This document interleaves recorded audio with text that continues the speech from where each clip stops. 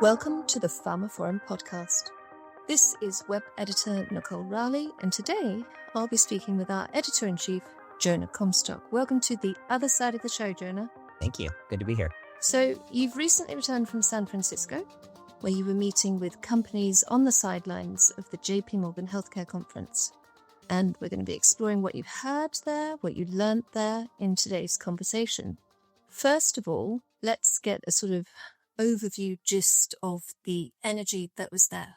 Sure. Yep. So it was a good JPM. I think last year was, by way of contrast, it was kind of either right before or right after Trump's inauguration. There was just massive uncertainty about what was happening in U.S. policy and how that was going to affect the landscape. And there was a sort of chilledness to it. Everyone was afraid to really say what they thought about that situation because they didn't know how the industry was going to kind of respond to publicly made statements and how the administration was going to respond to public statements from the industry. And so the main vibe was sort of uncertainty, and that was a little bit depressing towards the kind of important metrics at JP Morgan, which are all about, deals, M&A, investment. This year, it was very different.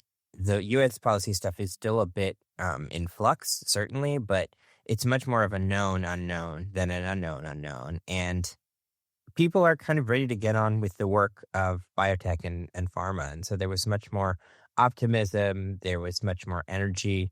And I'll talk about the deals in a little bit. The proof wasn't exactly in the pudding, but it certainly did seem like there's a lot of potential for more investment in deals. And even in just a few weeks since the conference, we've already started to see some of that emerge. So.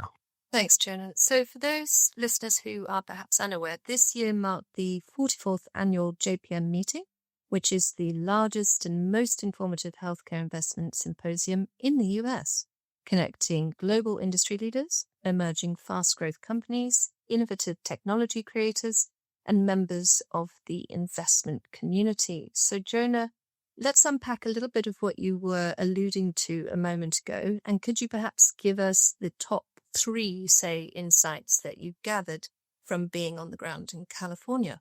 So the first one was just that this idea that there are going to be deals this year. The sort of power dynamics of who has the leverage and who has the power in that deal making is a bit complicated. There are some kind of highly funded, valued biotechs that are going to sort of have a little more leverage maybe than in the past to get the deals that they want, which makes things a little harder for the pharma companies. Most of the pharma companies are still facing some kind of patent cliff or LOE. So they're, keen to get the right acquisitions that are going to help them to fill those gaps. They're very focused on good data, low risk, but also there's this sense of there being a lot of innovations that you want to be getting in on the ground floor of.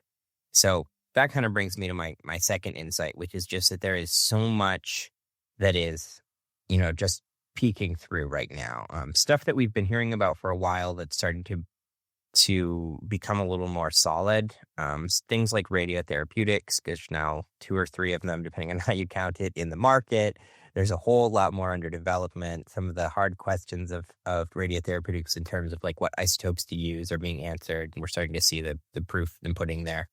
And then, I think cell therapy really had that moment in last year or the year before, but it continues to grow as a space, and the possibilities of cell therapy are being opened further with more different cell types and sort of a little more of a resurgence of allogeneic cell therapies that are off the shelf, along with sort of increasing promise of in vivo cell therapy, which is even more than off the shelf. So off the shelf cell therapy is like, you use donor cells and they can go into any patient. In vivo is you literally use the patient's own cells inside their own body. You send in some kind of an agent that edits them.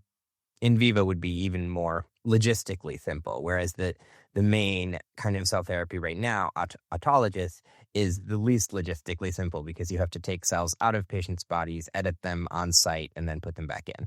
So the more ease that, whether it's through automating that process or moving into these allogeneic or in vivo processes, the more ease is built in, the more possibility there is for that space.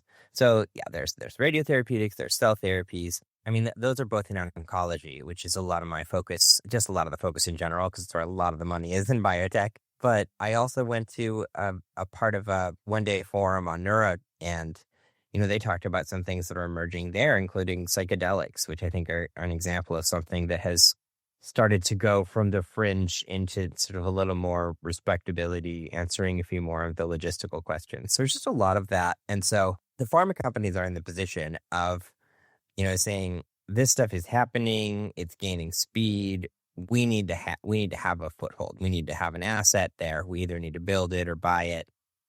So those are the kinds of deals I think we're going to see this year is deals that get a pharma company a foothold in some next big thing, which is what I called it in my wrap-up column, the next big things. And I'm thinking I've missed a bunch of those too, because some of them are even bigger. So I'll say for my third insight is probably just China. So much conversation about China. Chinese biotech, depending on your perspective, if you're primarily a scientist or a researcher or even a business person in pharma, it's very exciting what you can do in China right now. You can do much cheaper research and development. You can do, and there's a bunch of Chinese biotechs that are actually innovating, coming out with exciting, innovative stuff. If you're in U.S. politics or European politics, you should be a little bit afraid of what's happening in China because they are racing towards sort of outclassing us in biotech. And there's some fear there, and there's some kind of lighting a little bit of a fire there and saying, okay, so what do we need to do to stay competitive with China? So it's very multifaceted, in terms of just strictly looking at it from the perspective of the health of the industry and the speed of innovation and developing therapies for patients. China is very exciting. When you take a different angle, different lens, and think about the global politics of it and, the Chinese government, it's also a little bit do we want this much of biotech to be happening in China? China is a major topic of conversation and was this year at JPM. So as you say, a lot of unknowns, but a lot of optimism as well and excitement on the precipice of those unknowns. And perhaps this is an environment which is permitting developments that otherwise might not have been undertaken. You mentioned the innovations in great detail a moment ago in radiotherapeutics and cell therapy and in neuro with psychedelics as well. I mean, these are things that are not sort of new innovations per se, but where they're being permitted to be developed into is very much new at the moment. So, and a lot of these things have had little logistical hangups that it wasn't totally clear that we'd be able to solve. Like in radiotherapeutics, we're working with these materials that have very short half-life, so you have to build a whole supply chain to accommodate that. Or in psychedelics, there's this whole question of how do you run a placebo trial with psychedelics, and can you, to what extent can you remove the hallucinogenic issues from the therapeutic benefit? And we're just getting closer to answering. Some of those questions we've answered, some of them we're getting closer to answering. So that creates a sort of viability. Absolutely. So you mentioned the word biotech when you were mentioning China a moment ago. And I believe you also moderated a panel for the Informa Biotech Showcase. I was wondering if you could tell us more about that. Biotech Showcase is a really interesting place to go if you want to hear what's happening on the cutting edge. If you're interested in the perspective of the sort of acquirees of the JPM dealscape as well as the acquirers. My panel was very much up that alley. It was innovations in cell and gene therapy, and I had 4 different leaders of companies that are working on really innovative, kind of cutting-edge tech. I think there were 3 cell and 2 gene therapy companies there. And it really gets at what I was talking about before, because they were talking about things, I've never even thought about that could be the next big thing. Maybe there's only one company working on, or some of them were working on new cell types. There's a company working with dendritic cells. There's a company that's working on something called logic-gated cell therapy, where they have engineered these cells so specifically that they actually have, rather than just being able to find the cancer cells like most cell therapies can, they can also identify, there's like a second switch that lets them identify and ignore healthy cells, which allows the toxicity to be much lower. And that's one issue with cell therapies is there's this cytotoxicity problem where in some percentage of patients with some cell therapies, they get something called cytokine release syndrome, So it was a lot of stuff like that. Very, very in the weeds, I would say, but very exciting. And, stuff that you never really know whether in 2 years this could be what everyone's talking about or whether it'll just turn out to be something that fizzles out. But there's so much of that going on that it's pretty exciting. And on the gene therapy side, there was a company that was really working on sort of the less sexy, like efficiency play in ophthalmology. And there was a company that was really working on a completely new approach to gene editing that went sort of beyond CRISPR-Cas9. So it was a pretty exciting panel. I really need to unpack it because it was also inside baseball, complex. I always feel like I'm probably not doing any of these descriptions justice, just trying to summarize. So as you say, some cutting edge stuff. Listeners can see if they go to the pharmaphorum website on the Spotlight on page for the JP Morgan Healthcare Conference that Jonah, our editor-in-chief, managed to conduct quite a few interviews while he was in San Francisco, both videos and podcasts. So, Jonah, I was wondering if you could share with listeners the main topics you were discussing with industry leaders in this multimedia. So my interviews really tend to run the gamut between very small companies that are sort of desperate to get a little more media focus and attention. And I'm, often happy if they're doing something interesting to try a little bit of a spotlight, to sort of larger companies that are willing to talk to me a little bit about what they're working on. This year, I decided to take some of my larger company meetings as sit downs for written interviews rather than for videos. So there's several of those that are going to be published on the site with Daiichi Sankyo and Otsuka. I did do a video interview with Astellas, which just went up, and we talked in that one a lot about kind of their big R&D strategy, what kind of acquisitions they're looking for, how they're dealing with their LOE of their blockbuster product Xtandi. But in most of my meetings, I really talked to smaller companies. Biotech is a huge tent, and I think because there's a limited number of journalists and, a limited amount of space in our newsletters, a lot of times we focus on the biggest companies that are raising the most money and that are getting acquired or what have you, or really, shocking trial results. And that's great. I mean, that's as it should be.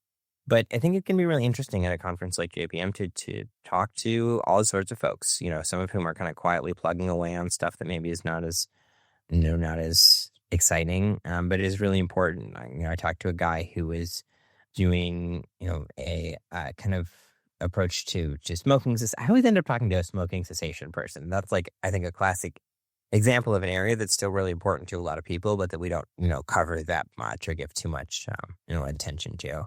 And then I talked to somebody in the longevity space, which I think is a growing space. We put a lot of focus on that at our Frontiers conference. Those folks are doing really interesting things. I talked to a microbiome company. Microbiome is a particular pet one of mine because, talking of next big things, I think that I have been thinking that next year would be the year of the microbiome for 10 years. And it never really happens. But it doesn't mean the companies aren't doing interesting work there that, could solve an individual problem. So a lot of I would encourage people to check out the videos as they come out, because it's just a great way to get a little bit of the flavor of being on the floor at JPM, of meeting all kinds of different interesting folks and, hearing what they're up to. I would say one thing that I haven't talked about yet that I probably should talk more about is AI in the few minutes we have. And I had a few videos that related to AI in various ways. It's definitely starting to fall more into the background. It's not oh, I'm an AI company. It's I'm a company and here's how I use AI. But that said, the AI companies had a lot of presence at JPM this year. They threw some big events. The Anthropic event was sold out. Couldn't get into it, even though I had booked it in advance because it was that popular. There's that kind of thing. So definitely a lot of interesting stuff happening there. They're kind of racing to get into the parts of drug discovery and drug development that seemed like they were inaccessible to AI before, the wet lab stuff and the physical lab stuff. So they're partnering with robotics companies to actually, there's no part of drug development that the AI companies think is inaccessible to AI and to digitization. And so it's just a kind of question of it's a race, and it's who's going to be audacious enough to try using AI in all these different parts of pharmaceutical value chain. Okay, so going off the back of that audacious springboard, and considering everything you've been discussing with us today with these insights from JP Morgan, I was wondering if you had one key takeaway for listeners, Jonah. If you do, what is it? I think it's just that we are in a golden age of biotech innovation. And, obviously there's economics and there's politics and all that stuff. But underneath it all are a bunch of really smart scientists working on really incredible stuff. And every success and every discovery unlocks more possibilities. And it's easier than ever to stand up a biotech company and really go after that one new possibility that you learned about from a study or you want to do for a patient that there's a lot of really inspired, smart, hardworking people all just kind of trying to build something to make patients' lives easier. I love going to these conferences because those stories are, everywhere. And I think when you read about this space and it's a little more, it can just be a little more almost clinical is the wrong word, but you're thinking about the facts and the figures and all that stuff's important. But underneath it all, yeah, really great, just exciting work that's happening. And every year, the science advances hugely. I mean, we didn't even talk about GLP-1s, which I think are just a classic case of how really mind-blowing science can just vastly change the world. And that's just going to happen more and more. And it's pretty cool. Changing the world and changing human lives. Thanks for your time today, Jonah. It's been a pleasure. And that concludes another episode of the pharmaphorum podcast. You can find more information about this episode, including a download link and information about previous installments at pharmaphorum.com/podcasts. The pharmaphorum podcast is also available on Apple Podcasts, Spotify, Overcast, Pocket Casts, Podbean, and pretty much wherever else you download your other podcasts from. Just search for pharmaphorum and follow and hit subscribe. Of course, don't forget to visit our website itself, where you can sign up for daily and weekly news and analysis bulletins. And do follow us on Blue Sky and LinkedIn at pharmaphorum. That's all for now. Thank you for listening.